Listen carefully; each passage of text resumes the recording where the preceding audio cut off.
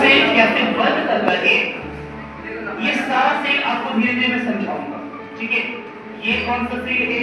Galvanic cell है, multi cell है। ये कौन आ जाओ, ये कौन सा सेल है? सारा सेल आप देखेंगे। लेकिन अभी जब हम लोग बात करें गैल्वेनिक सेल की, तो सबसे पहली बात ये सवाल है कि गैल्वेनिक सेल हमें चाहिए क्या? गैल्वेनिक सेल में हमें दो बर्तन चाहिए होते हैं। एक ये वाला हो गया और दूसरा हमारे पास में ये वाला हो गया। इन दोनों बर्तनों में हमें दो विद्युत अपघटक को तैयार करना होता है। विद्युत अपघटक क्या है? तो बच्चे इसमें एक जो आपका यहाँ पे मैंने लिया है, इसमें यहाँ पे जरा गौर से देखोगे, यहाँ पे लिखा है कॉपर सल्फेट। कॉपर सल्फेट शायद आप देख सकते हो, कॉपर सल्फेट, ठीक है। CuSO यहाँ पे लिखा है कॉपर सल्फेट का थोड़ा सा हो यहाँ पे कॉपर सल्फेट का मात्रा लिखते इसमें। एक में मैंने किसकी मात्रा लिया? कॉपर सल्फेट का मात्रा। दूसरा हमारे पास में ये है जिंक सल्फेट, ZnSO। एक में कॉपर सल्फेट, दूसरे में कौन सा? Zinc sulphate. इधर यहाँ पे देख लो जिंक सल्फेट, आप लोग ये देख सकते हैं जिंक सल्फेट, ठीक है। एक कॉपर सल्फेट, जिंक सल्फेट। अब इसमें से हम जिंक सल्फेट की भी थोड़ी सी मात्रा यहाँ से निकाल रहे हैं और इसमें हम यहाँ पे डाल रहे हैं, ठीक है। एक में कौन सा डाला मैंने? Zinc sulphate.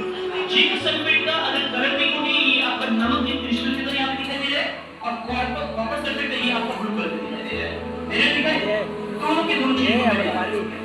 अब दोनों का सॉल्यूशन जब हमारा तैयार हो गया बच्चे, एक सॉल्यूशन ये तैयार हो, एक सॉल्यूशन मेरा ये तैयार हो गया। जब दोनों सॉल्यूशन तैयार हो चुका है, हमने आपको बताया तुम इलेक्ट्रोड कैसे बनाओगे।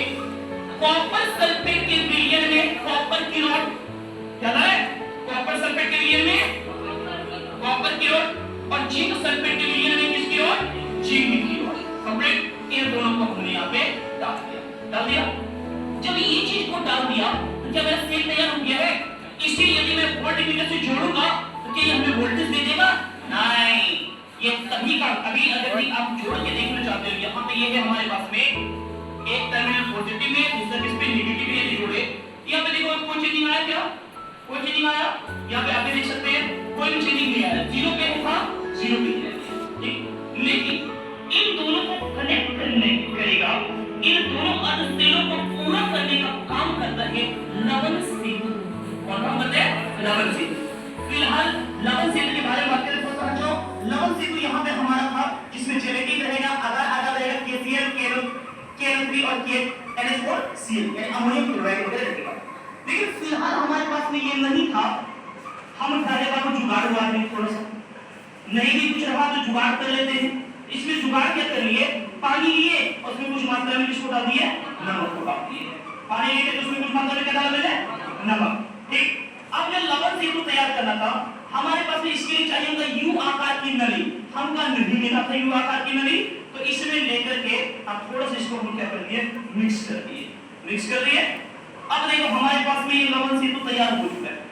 सेतु का मतलब होता है, सेतु मतलब पुल, यानी इंग्लिश में इसको ब्रिज कहते हैं। अब जरा गौर से देखना, ये है हमारा लवण सेतु तैयार हो चुका है।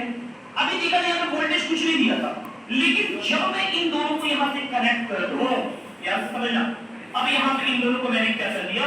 लवण सेतु को डाल दिया।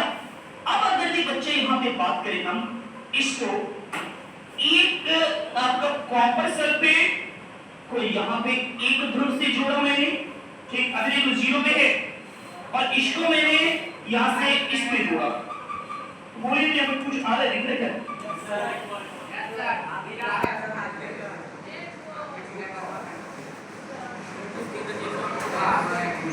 सारे बच्चे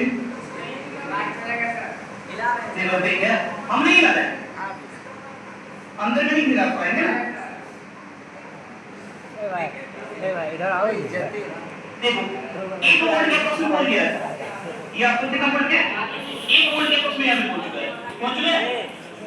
जब मेरा हाथ यहाँ पे हिलता है इसीलिए इधर उधर हो जाता है। यहाँ पे दो चीजें, एक तो ये वायर मैंने बहुत मोटा वायर लिया हुआ था, ठीक है, लेकिन यही वायर को अगर हम पतला करेंगे, अब देखो यहाँ पे आ रहा है,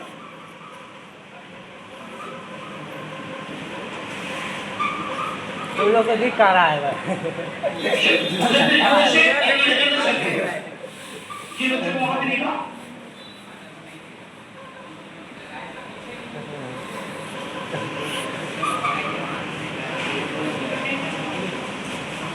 अभी कुछ टाइम पहले आप लोगों को इलेक्ट्रॉन ये दिख रहा है? दिखा प्रियांशु